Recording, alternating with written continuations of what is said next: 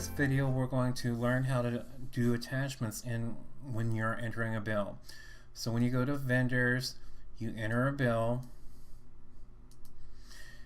You're going to choose a particular vendor, and I'm going to choose Cal Gas and Electric in the sample company file. I'm going to plug in an amount of $125. It's already set up for gas and electric under utilities. And then once I've filled out all of my information, I want to attach a copy of the bill that I've received in. What happens is that QuickBooks allows you to make attachments, however the attachments don't physically ever get recorded in the QuickBooks software. It gets recorded into an account called Attach.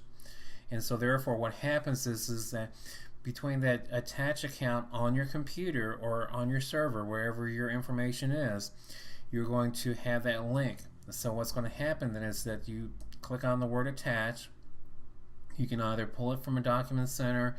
If you have it somewhere else, pull it directly from your scanner or from the computer.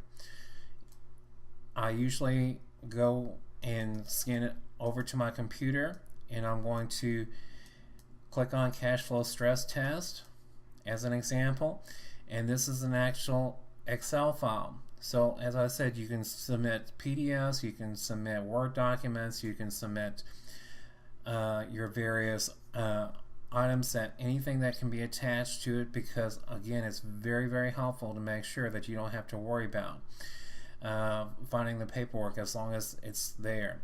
You can go through, you can see that this cash flow stress test XLS document, the date it was added and the time that it was added. Click done, click on save and close, and you're finished. For more videos like this, please subscribe to my YouTube channel.